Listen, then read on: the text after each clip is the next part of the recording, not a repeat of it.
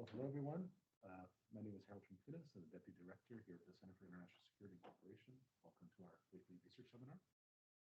It is a real pleasure to welcome today one of our very own, Julie George, who's a fellow in international security at CSAC, and also a fellow at the Human-Centered AI Institute here at Stanford. Julie is a PhD candidate in the Government Department of Cornell, where she works in international security. Her research focuses on the likelihood of proliferation of emerging technologies, specifically AI, robotics, and cyber. She will be speaking to us today about her research in these areas, and we look forward to hearing from her. Over to you. Thank you.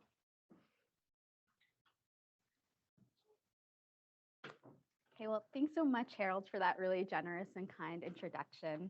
I'm very happy to be here as a CSAC and High Fellow and to talk about my dissertation project, Emerging Technologies, Implications and Prospects of Their Proliferation. My work specifically looks at emerging technologies by defining and operationalizing them, specifically dual-use emerging technologies. And I investigate their spread over geographic space and time. Technology infiltrates almost every aspect of our lives, from the computers that are right in front of us to the phones that we have in our hands, and also in cinema. You'll see on this slide 3 very famous movies. We have The Matrix, we have Iron Man, and WALL-E. In The Matrix, we have Neo, who's in this computer simulation.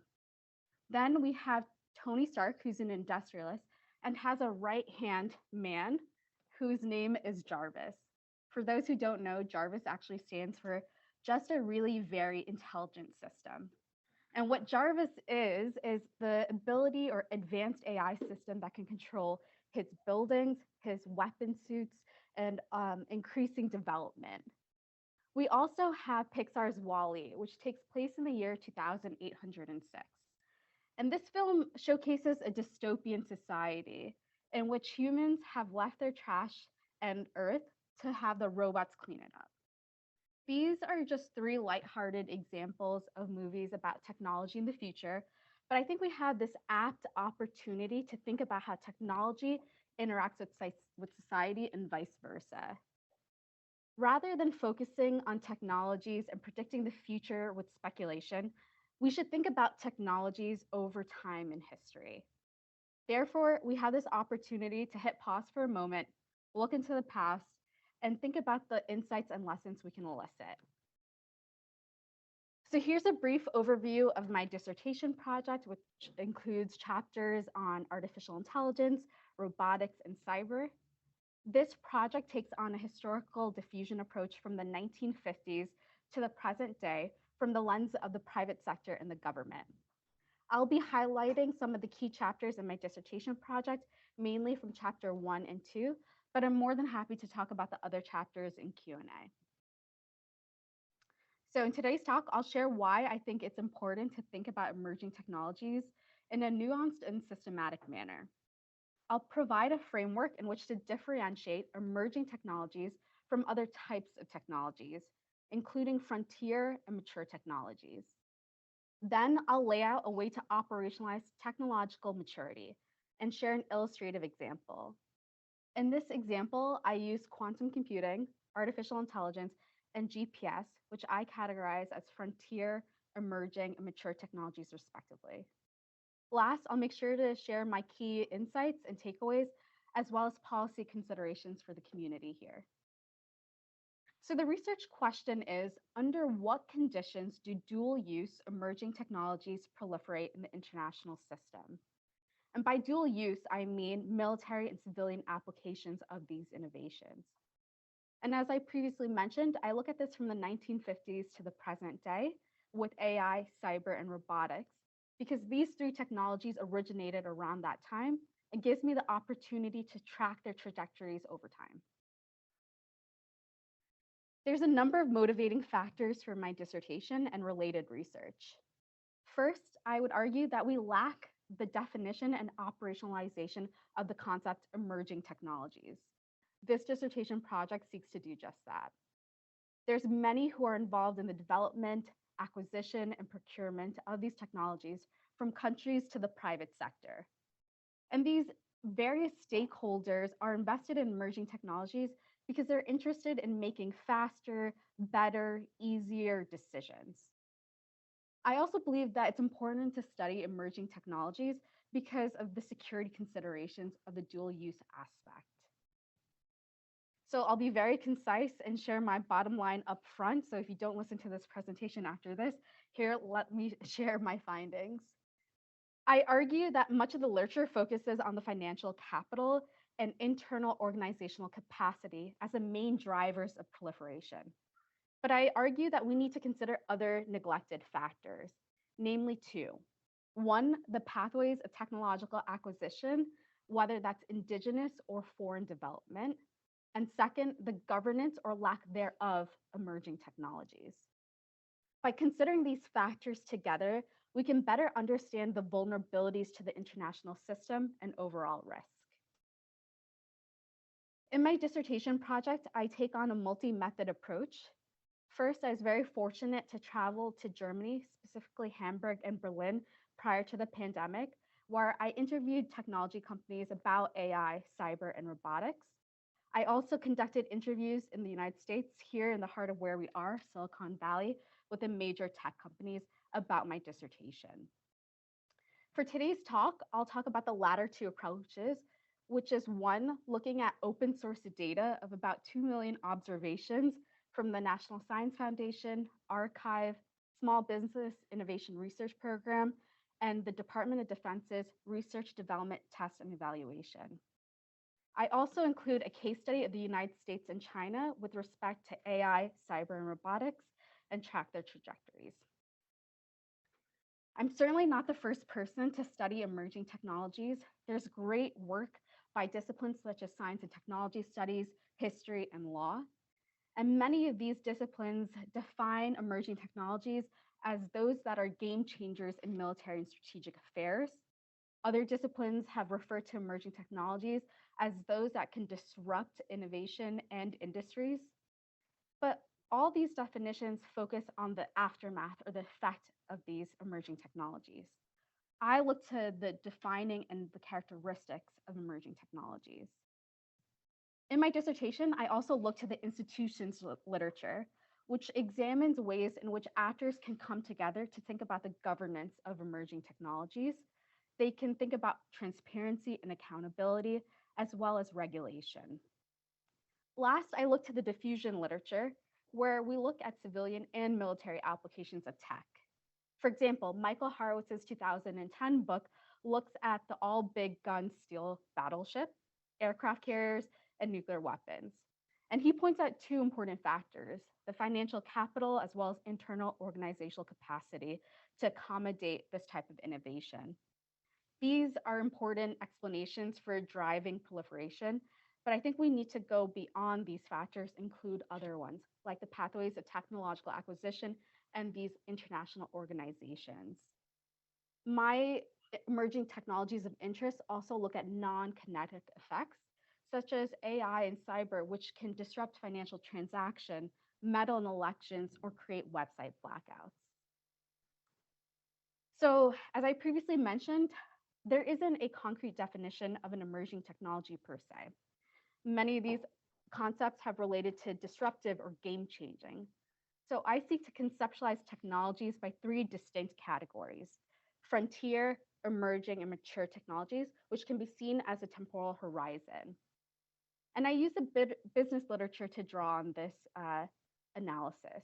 So analogous to frontier markets, frontier technologies are in basic research and development. They're seen on a much smaller scale because of the risk that is associated. In most cases, the applications of frontier technologies are still undefined. An example here would be nanospace probes. Now, emerging technologies are similar to emerging markets because they're in the process of rapid growth and development and thought to contain greater risk with the potential for greater reward. And the examples of emerging technologies here for me are AI, cyber, and robotics. Now, in contrast, when we think about mature technologies, we can think about mature markets. They've largely penetrated the economy, largely reached the limits of their demographics and are not expected to grow at the same earlier phases of development. An example of a mature technology for me would be the steam engine. In this manner, emerging technologies can be seen as in the middle of frontier and mature technologies. I define that emerging technologies are those that have potential reward. We need to think about the risk as well. So here on this slide, I outline the various criteria that differentiate a frontier technology from an emerging technology from a mature technology. These criteria include novelty, relative growth, coherence, prominence, and uncertainty. And the 5 criteria that I've just outlined come from the work of Rotolo et al. From 2015. So novelty is how new and innovative the technology is. Relatively fast growth refers to how the technology grows in comparison to other technologies. Coherence refers to how the technology gains consensus of its purpose. Prominence refers to how the technology is viewed by different data sources. And uncertainty refers to how the technology is not yet fully advanced or finished in its trajectory. So I add to this by including 3 criterion, which may be of interest to the community here. I think about complexity, connectivity, and relative performance of these technologies. On this slide, I show ways in which some of the criteria can be quantified and also an illustrative example of frontier, emerging, and mature technologies. So I've taken the same criteria and thought about different metrics. So with radical novelty, within the data, I'm looking at, is the technology appearing for the first time via titles? With relatively fast growth, I'm looking at, is the technology appearing more often over time via title over years? With coherence, I'm looking at, is the technology appearing in more prominent locations in the same data source, such as abstracts? With prominent impact, I'm looking at, is the technology appearing in multiple new different data fields, such as different organizations or offices? With uncertainty, I would argue that this type of criteria takes on a non-quantitative nature. With complexity, I look at, is the technology's application defined? And here I look at budget activity and phases of technological development. With widespread connectivity, I'm looking at, is the technology associated with a span of technologies? And then last, with enhanced performance, I'm looking at how the technology compares to other similar technologies in quality, which takes on a non-quantitative nature. So for this illustrative example, I just want to share that I'll be looking at quantum computing as a frontier technology, artificial intelligence as an emerging technology, and GPS as a mature technology. Before I go into the data analysis portion, I want to share some expectations that I have. So with radical novelty and relatively fast growth, I expect that for these 2 criteria, frontier technologies will show up fewer times compared to mature technologies. And I expect emerging technologies to show up in the middle. With coherence and prominent impact, I have the same expectations across the 3 categories of technologies in these different data fields. This is because mature technologies can be viewed as an established technology compared to frontier technologies, which are in the basic research and development phase. And of course, emerging technologies to be in the middle. And with complexity, which has to do with feasibility and development, I expect frontier technologies to have more phase 1 related observations compared to phase 2. Emerging technologies to have greater observations in general between the phases, and mature technologies to have the most observations. In my dissertation project, I draw on the data from the National Science Foundation, arXiv, Small Business Innovation Research Program, and the Department of Defense's Research Development, Test, and Evaluation. But for the illustrative example, I'll just draw on SBIR. Happy to talk about the other data sets in Q&A. For those who may not know about SBIR, SBIR funds a diverse portfolio of startups and small businesses across technology areas. It tries to stimulate technological innovation and meet federal research and development needs. And some participating agencies include the DoD, Department of Commerce, Department of Energy, and Department of Homeland Security. SBIR's data spans 2010, 2020, and has about 65,000 entries. And here we're looking at quantum computing, AI, and GPS. So with radical novelty, we see that quantum computing shows up 1 time in 2010. We see that AI shows up 3 times in 2010, and GPS shows up 32 times. This checks out with my expectation. With relatively fast growth, we see that quantum computing shows up 6 times, AI shows up 115 times, and GPS shows up 316 times. Again, the expectation is satisfied based on analysis, and we can see in the graph here below that the rate of growth where gray indicates GPS, orange indicates AI, and blue indicates quantum computing. With coherence, we see an increasing number of observations across the 3 technologies from left to right, 8 observations for quantum computing, 171 observations for AI, and 761 observations for GPS. Again, the expectation is supported. With prominent impact, the same directionality occurs across the 3 technologies. And with complexity, this is my favorite criterion because we look at phase-related development. So with quantum computing as a frontier technology, we see 7 observations in phase 1 compared to 1 observation in phase 2. With AI, we see 129 observations in phase 1 and 42 observations for phase 2. And then with GPS, we see 455 observations for phase 1 and 306 observations for phase 2. I know I threw a ton of numbers at you, but what I'd like you to take away from that is that frontier technologies like quantum computing show up and are really big in phase 1 compared to others in phase 2. Overall, I think this is one way of analyzing the metrics of different categories of technologies. And these expectations are satisfied across frontier emerging tech with NSF, arXiv, and RDTE. Okay, now I'd like to turn on to define my dependent variable, which is proliferation, and it's twofold. I'm interested in these 2 stages of proliferation, which are possession and operationality. An actor's possession is defined by the mastery of skills, hardware, and software that's necessary for the technology. And for the second stage of operationality, this is the ability to demonstrate successful uses of the innovation. With the first stage of possession, states are interested in emerging technologies, but they need to have a toolkit of complex and intricate skills. These emerging technologies also require hardware and software.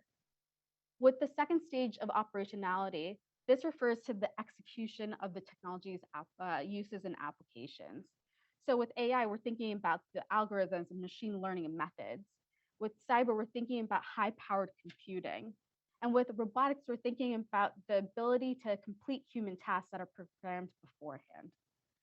It's important to note that once states attain the first stage of possession, they are only then able to partake in the second stage of operationality. I'll now share how I operationalize the 2-stage proliferation variable. So we can learn about the prominence of technologies through several meaningful indicators. My operationalization of technological proliferation includes studying the fundamental technical skills that are required for such technologies, like patents granted via the World Intellectual Property Organization, investment in the technologies that are required for hardware and software, such as through research, development, test, and evaluation, and publications via arXiv, which is a repository of research related to innovation from various disciplines. Through these indicators, I show that the spread of emerging technologies can be studied empirically in a robust manner. When it comes to operationality, I use the Small Business Innovation Research Program and National Science Foundation, which looks at phase-specific awards. So for the purposes of today's talk, I'm going to talk about 1 data set for possession and 1 data set for operationality. So looking at one of my possession-related data sets, RDTE, for those who may not know, RDTE outlines budget formulation and congressional justification for various branches, from the Army to the Navy and Air Force. RDTE is one of the 5 major appropriations when it's coming to the DoD, and it looks at financing research, development, test, and evaluation by both contractors and government installations. I also want to highlight that within RDTE, there's 8 budget activities, and I'll just read them out loud from lowest to highest. Basic research, applied research, advanced technology development, advanced component development and prototypes, system development demonstration, RDT management support, operational system development, and software and digital technology pilot programs. This data set includes about 3,000 observations, and within the data set, I'm looking at 2020 to 2022. I know this table is small, but what I want to take from here is that we observe several of these groups have a statistically significant and positive relationship with the outcome variable. This includes the Department of Air Force, DARPA, Missile Defense Agency, Navy, and the Office of the Secretary of Defense. Most importantly, we see the breakdown of budget activities, where most of the investments are prioritized from volumes 3, 4, 6, and 7. Those volumes relate to advanced technology development, advanced component development and prototypes, RDTE management support, and operational system development. So in brief, these budget activities are mainly focused on fielding, advancing, and supporting emerging technologies. Now turning to one of the operationality related data sets, I look at SBIR. I briefly mentioned the purpose of SBIR, but again, this data set has 65,000 entries and ranges from 2010 to 2020. And SBIR looks at phase-specific awards. Phase 1's objective is to establish the technical merit, feasibility, and commercial potential of the innovation. The objective for phase 2 is continuing those efforts based on what phase 1 outlined. So in this table, what we see is a relationship between the agencies on the amount of SBIR awards is statistically significant. Almost all the agencies have a statistically significant relationship with the amount of money committed to various projects, including the Department of Defense, Department of Energy, Department of Transportation, and so forth. And what we also see is that there is a huge amount of financial resources that are committed to technological innovation that relates to the phase 2 projects. Now I'll just recap my argument and my question. The question is, under what conditions do dual use emerging technologies proliferate in the international system? And I argue that the proliferation likelihood depends on 2 factors: the pathways of technological acquisition and the role of international institutions associated with the technology. So the first hypothesis is the likelihood of proliferation of emerging technologies will increase for those that lend themselves to a higher degree of foreign acquisition compared to those that must be made indigenously, due to the difficulty of development and states' overall willingness to share these technologies. I argue this because with foreign acquisition or indigenous development, this highlights the role of accessibility of technologies and related barriers to entry. Direct foreign acquisition theoretically offers a quick and cheap route to the innovation. States that are interested in indigenous development of emerging technologies require a proficiency in technical knowledge, financial capacity, and internal organizational capacity. And with indigenous development, this potentially reduces the foreign investments and related costs, but it could also have a high barrier to entry.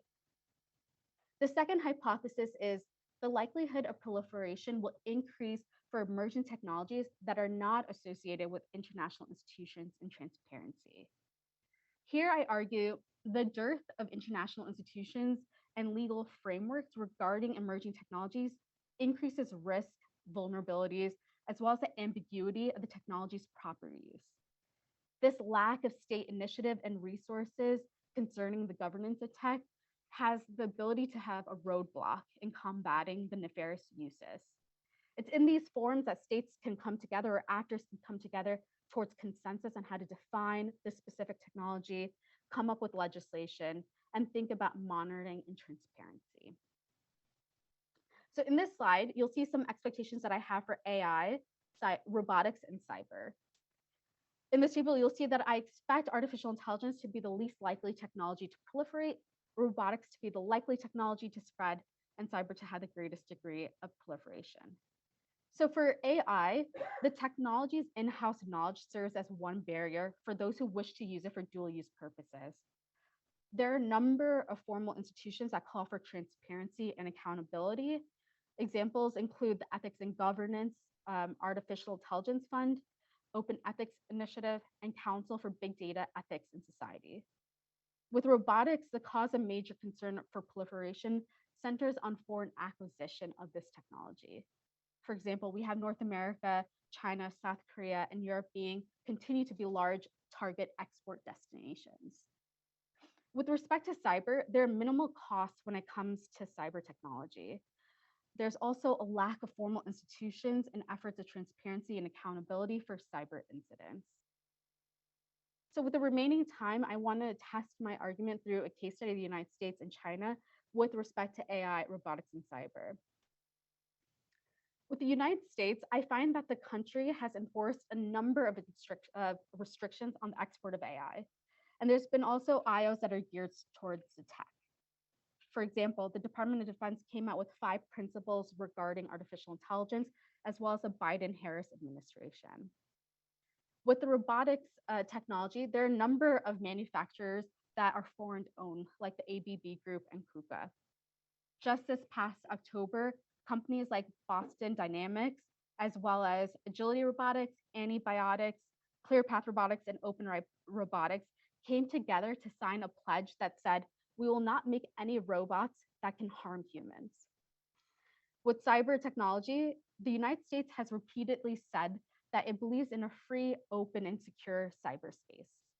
At the same time, there are competing visions of the development and governance of the cyberspace domain, making it difficult to regulate internationally. In terms of China, the stance towards artificial intelligence is one that seeks to decrease foreign reliance on artificial intelligence. President Xi Jinping has pushed for the country to invest in homegrown technologies through its national strategy plan. As for robotics, we see that China is currently the biggest shareholder when it comes to it. It's worth about $30 billion and it's only increasing. Many of you may know about the Boston Dynamics robot that looks like a dog, the yellow one. China's company called Unitree has also made a similar robot to the Boston Dynamics robot, but that's worth $2,700. The Boston Dynamics dog-like robot costs $74,500. So this speaks to the ability to potentially look at other similar technologies and create them. With respect to cyber, China has a firm stance on cyber sovereignty, and it believes that it has a fair right to it. At the same time, on a general level, we see that cyber is associated with a lack of IOs in its governance. So for some takeaways, and before I conclude, I want to share some 3 maps of AI, robotics, and cyber respectively, and the extent to which they've advanced. The first map reveals that a number of countries are indigenously developing artificial intelligence, but it's not proliferated to a high degree because of the barriers to entry and presence of governance and ethics. In this manner, many countries remain in the possession phase regarding AI. In the second map, we see that robotics has proliferated more than AI, calling attention to the role of foreign acquisition and density of robot exports and intellectual property. And then last but not least, we see this undeniable and substantial extent to which cyber has proliferated. And in comparison to robotics, which has fewer players, cyber technology is present in over 180 countries without much governance over its operationality. So I hope that this is one productive way forward in understanding emerging technologies in a nuanced and systematic manner. And before I end, I just want to share some policy implications of my work. I think we need a common language to measure and fully grasp the dual use potential of emerging technologies. I think imprecision in terminology prevents serious discussion. And I've called to attention these distinct features of emerging technologies that go beyond the 4th Industrial Revolution. I've also argued for the consideration of other neglected factors or indicators, namely the role of patents, awards, interest, publications, and investments. We also need to fully consider the extent of various actors in the spread of emerging technologies that go beyond states, such as the private sector and civil society. And I hope to talk about that in the Q&A. By neglecting these crucial indicators with dual use technologies, I think scholars and policymakers could be ignoring and underestimating the link between the actor's proliferation or lack thereof. So I'd like to conclude by saying thank you so much for this opportunity to present on my dissertation, and I look forward to your questions and comments.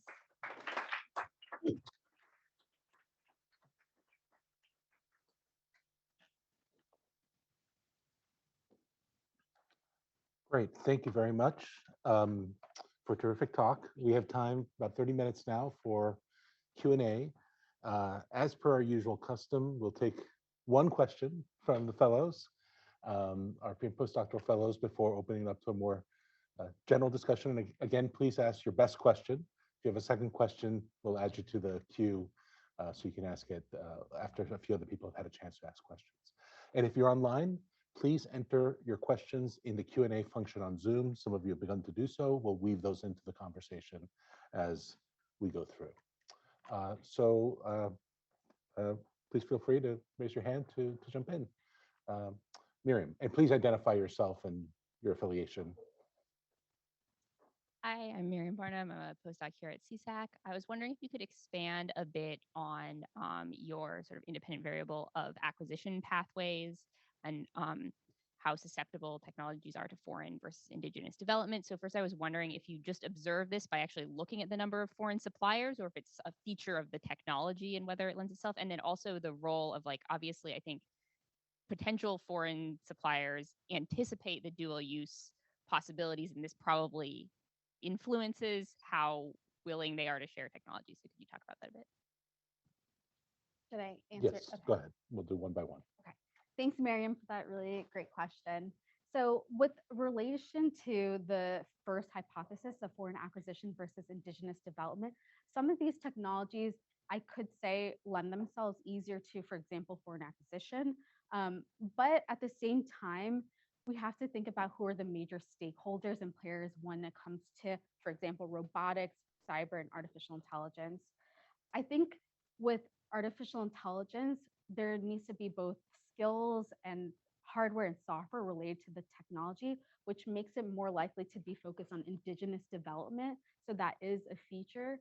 But at the same time, we see the United States calling for restrictions on the export of AI as a critical technology on the list. So I would say with foreign acquisition and indigenous development, it's both about the features and the potential pathways moving forward with actors. Okay, thanks. Let's go to Herb Lin now.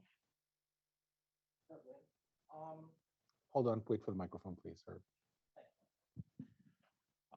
I wanted to push a little bit on your categorization of frontier, emerging, and mature.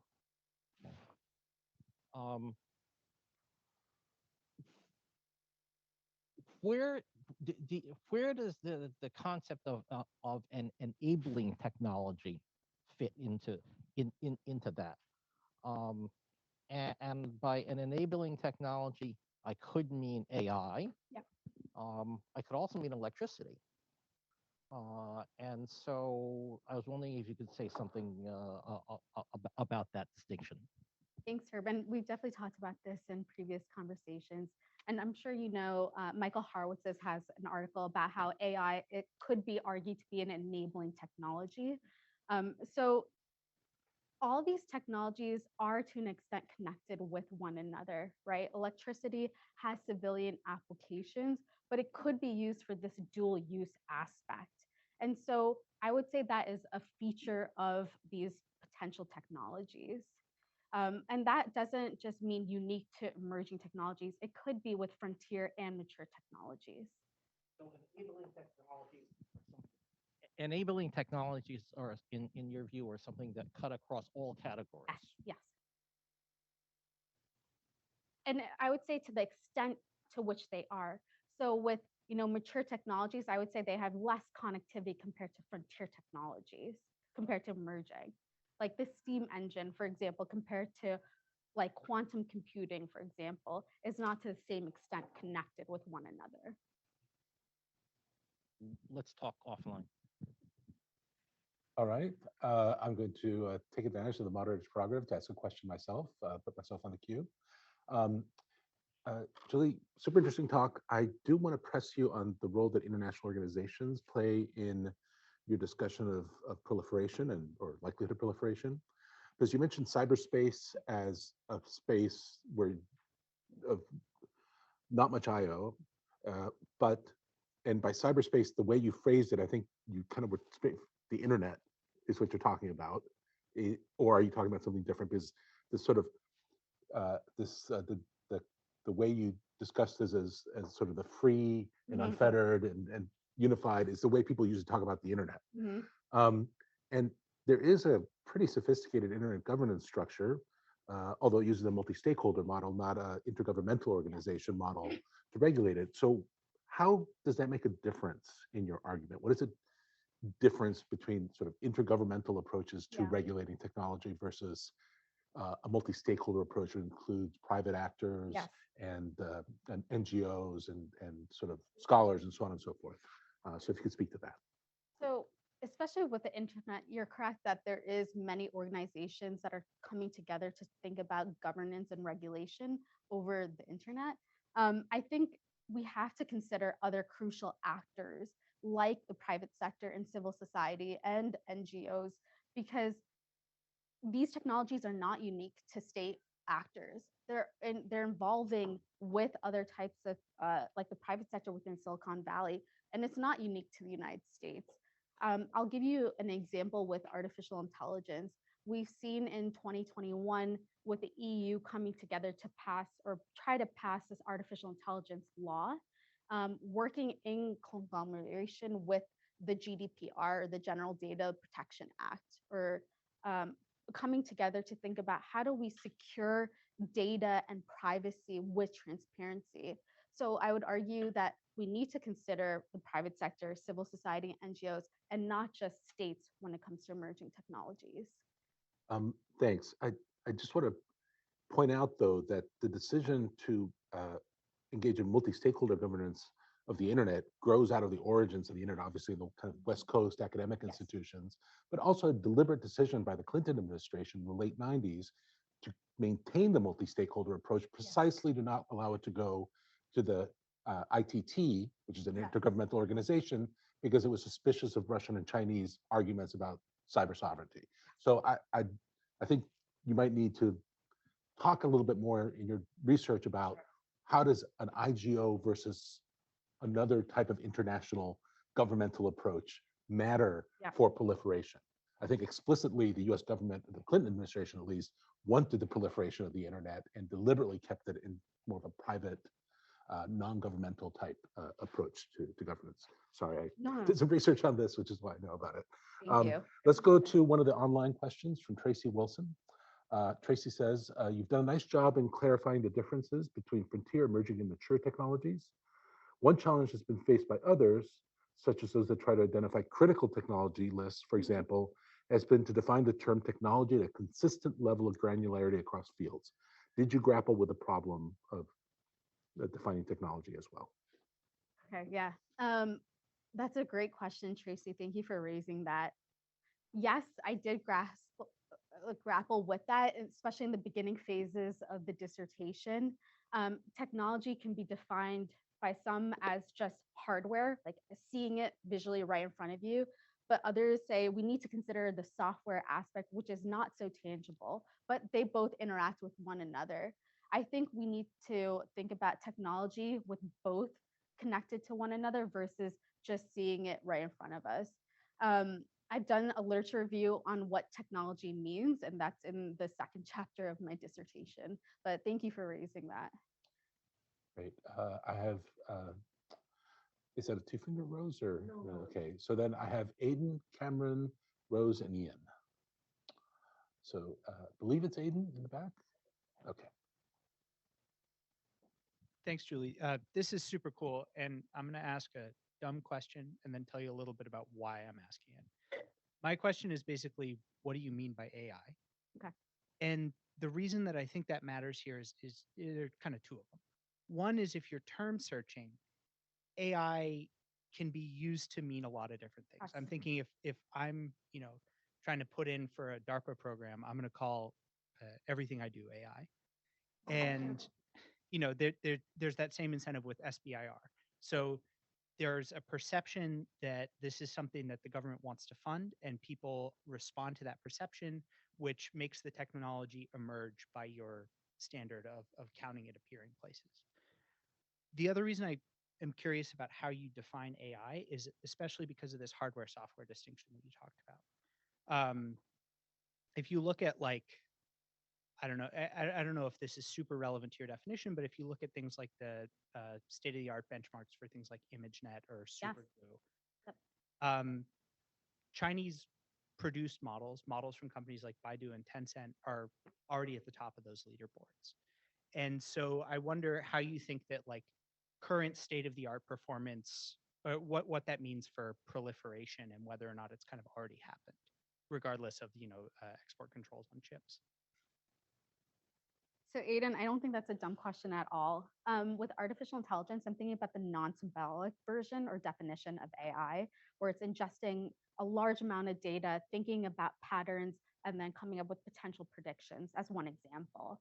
And with your question of the latest stage art of models, I think we've seen on Twitter, for example, many people using Chat GPT or like looking at image generation with artists looking at paintings and whatnot.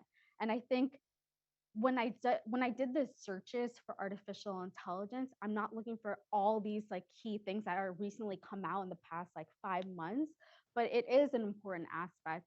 And I think what I could do for the dissertation is see the latest efforts, especially in the past like 6 months. I will also say that like I'm a contractor for OpenAI. And so, a lot of these models that have recently come out have the potential to disrupt industry, whether that's art or education or potentially healthcare. And so I think that's something I'll have to consider moving forward, because not just artificial intelligence, but emerging technologies on a large scale is a moving target with advancements. So thank you for raising that. Thanks. Let's go now to Cameron Tracy.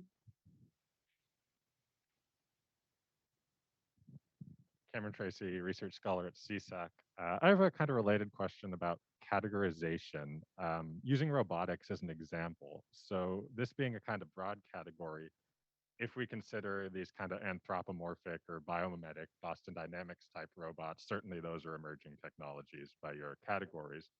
If we think of other technologies within that umbrella, like robotic CNC machining, that's a different story where essentially any state with an industrial base possesses that nowadays. And so your proliferation map should include everyone down to North Korea. Mhm.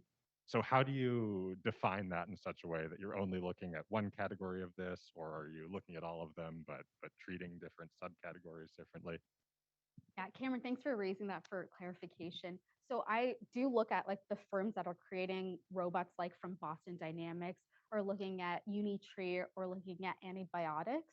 But there are subcategories like industrial robotics or exports. So that's within like the data set, the various versions of robots, because it isn't just one category. Let's go to Rose Gottemuller next. Okay, thank you so much, Joy. And Rose, if we can just wait for the microphone for the folks online. Thank you, Julie. I've been looking forward to this presentation a long time. This is a great interest of mine, this whole arena. But I've got a kind of super dumb question too, and it's a very basic terminological one. When you talk about proliferation, you can talk about malevolent proliferation for, weapons purposes, or you can talk about beneficial proliferation, like we're hoping to see RNA vaccines proliferate more. Also, in that case, we want to see regulation. We want to understand, that these vaccines are high quality, et cetera, are getting where they need to go. So do you talk in your dissertation about precisely what kind of proliferation you are concerned with in your study? Yes, so that's very important. So thank you for raising that, Rose. You're right that with emerging technologies, proliferation can have both benefits, but also could be used for nefarious purposes. So that's certainly something that I do talk about. What I'm really concerned about with some of these emerging technologies is the ability to weaponize them. With artificial intelligence, for example, with generative adversarial networks, they could be used for spoofing and for using deep fakes, which potentially could impact crisis escalation or potential conflict on via social media platforms. So I am thinking about it across beneficial purposes that could help people, but also think about the negative impact on society and in conflict. So your dissertation deals with both Yes, sides. yes. Okay, let's go to Ian Reynolds next. Hey, Ian Reynolds, CSAC and HAI as well. It sounds like you've done a lot of kind of on the ground research as well. You said you went to Hamburg, you've been talking to people in Silicon Valley. I was just wondering how that kind of contributes to the overall project, because you have a lot of other data sources that you're working with that, you know, aren't necessarily quantitative, but are bigger in fashion. So I was wondering how you kind of connect those two types of data sources and what it means for your overall argument. Thanks, Ian, for raising that question. It was really important for me to have this multi-method approach because, of course, I could use the data sets and try to look at different types of robotics from industrial or to thinking about, you know, how they could be potentially weaponized.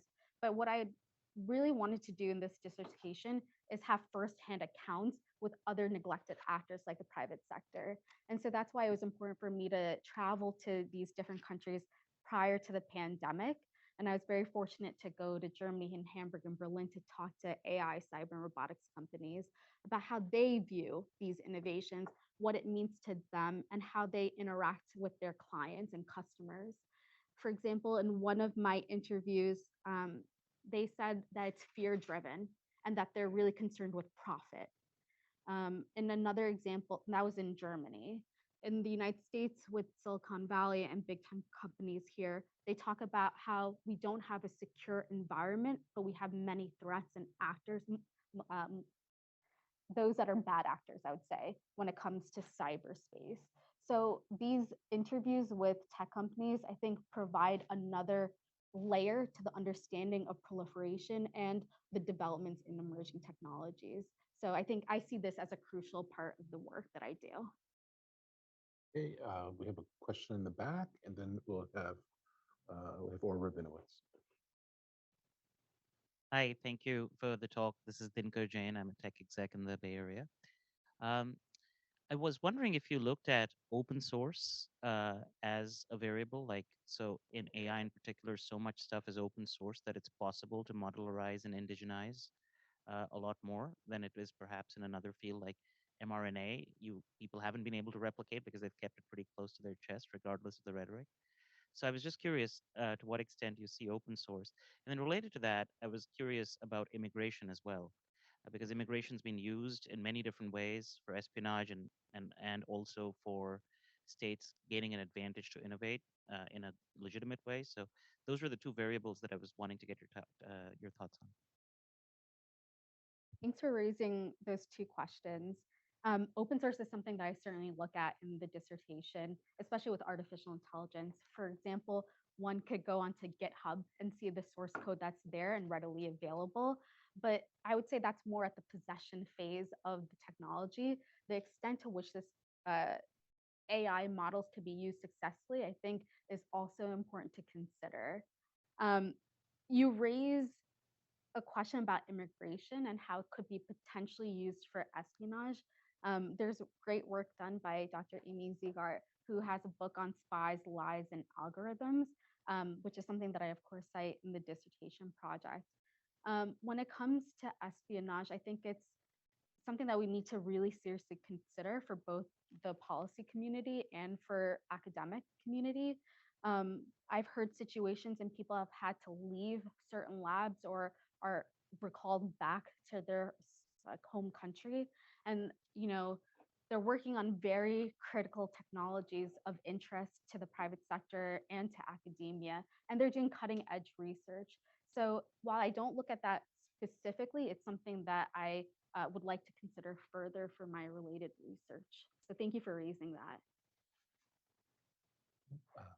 All right.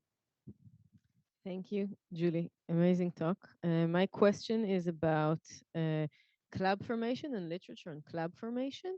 do you think that any of the categories you mentioned or any of the criteria you mentioned lends itself more to countries trying to form a club around one of these technologies compared to others, or is it completely not relevant?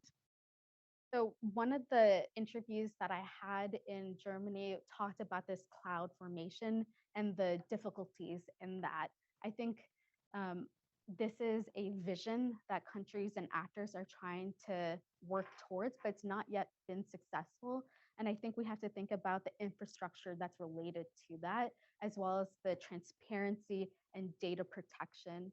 When I had my interviews in Germany and beyond, they were mostly concerned with that aspect. So I see that going forward as a challenge and something that actors will have to come together to think about in this multi-stakeholder environment. Yes, thank you, Lori. So I actually had another question. I can add to the queue, but I don't want to use my role as moderator if anybody else wants to jump in the queue. Okay. Okay. Let's go to Jason first since he hasn't asked a question yet, and then we'll come back. I think we have time. Thanks so much, Julie, for your thoughts and for your dissertation. My question revolves around the idea of labeling and to what extent does labeling matter? You talked about your process for defining frontier, emerging, and mature tech, and the DoD uses a typification for much of the same. In fact, it uses something called the TRL, or technology readiness level. This is a codified scale from 1 to 10, as you know, where 1 to 3 really addresses the frontier tech, and then 8 through 9 is almost towards that commercial off-the-shelf technology. Depending on how we typify it, may determine what type of funding it gets, whether it may be OTA, OCO, or palm planning funding. The question is, do you find this codification in your criteria, your research question, does that help accelerate the proliferation, or does it hinder the proliferation of emerging technologies? Thanks, Jason, for that question. So this is in the dissertation, but I also have some co-authored research with the RAND Project Air Force team. And the article is forthcoming, but it looks at how the Air Force views technology that's transformational in the pipeline. And it looks at TRL 1 through 10. So with your question of, does this hinder or does this help the spread of the technologies? I think it's both. This really depends on the actual development, if the proof of concept is there, and then if it moves on to the next stage of investment. So I think if the proof of concept is there, then you'll see the money being put towards to that technology. But I think the TRL categories are very helpful. I couldn't really talk about that with the dissertation project because it's sensitive data, but I have seen similar results and analysis with AI, robotics, and cyber. So thanks for raising that. Okay, Herb, and then I'll go. Just a definitional question. What do you include in your quote cyber category? Sure. So this includes like the high-powered computing, authentication category, technologies, looking at cyber operations, which I know this is like a largely expansive category, but cyber can be used to conduct majority of these operations. You're welcome. So I want to press you a little bit, Julie, on the relationship between possession and operationality, because it seems to me in a lot of militarily relevant technology sectors, states can acquire operational capabilities. Think of advanced fighter aircraft, for example, without really possessing the underlying technologies that they would need to manufacture their own. And in fact, a lot of what ends up happening on some of these international sort of arms export deals or military proliferation in a certain sense is negotiating exactly how much possession the receiving state is going to acquire. So, for example, Brazil just a few years ago went through an aircraft acquisition, and one of the big decision factors for them as a developing country was how much possession of the technology we're going to get out of this. So they chose Swedish aircraft over US aircraft because the Swedes were more willing to share technology. So how do you think about that? Because the way you presented it seemed directional, like possession and operationality, but it seems to me that's kind of a negotiated thing in the proliferation space. Yeah, I think you are right when you talk about that, because there are certain situations in which actors pursue the foreign acquisition pathway as opposed to indigenous development because they don't have the technical skills or resources, operations to make it on their own, and it potentially is that easier, cheaper way. So in those cases, I think you're right that it's like a negotiated process, but we should also consider ways in which there are challenges to this. It's not always easy in the negotiation to get the aircraft carrier. It could take years. I can talk about Russia and India. India trying to also access aircraft carriers from Russia or the Soviet Union at the time. And this was proving to be difficult and it took decades to get. So I do agree that it is a negotiated process with a number of challenges.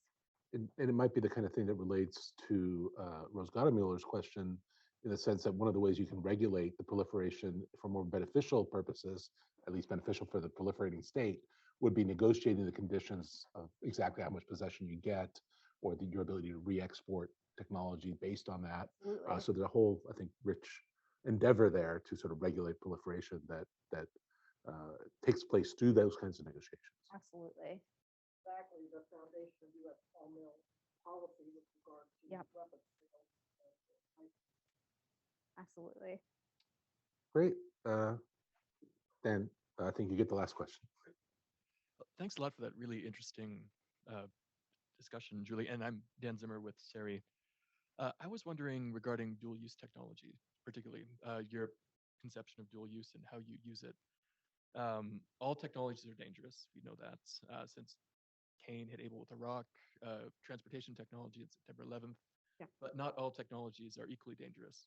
There are a lot of people on campus who think that artificial intelligence, for instance, represents an existential risk. So I was just curious, does the degree of weaponization of these technologies provide a useful category for you or a variable that you track? Thank you, Dan, for raising that. You're absolutely right that the degree of weaponization is an important factor. I look at that with accessibility and the ability to use the technology, and that's trying to be incorporated in the operationality phase. But I think you're right. For example, when we look at conflicts today, like drones, which can be easily accessible on the commercial market, that allows for potential escalation in conflicts. The ability to purchase drones on Amazon, the ease and the cheapness of the technology is also something that I consider. So thank you for raising that. Fantastic. Well, thank you to everybody who joined us online, and thank you to everybody in the room. Let's give Julie a round of applause. Excellent talk. Thank you.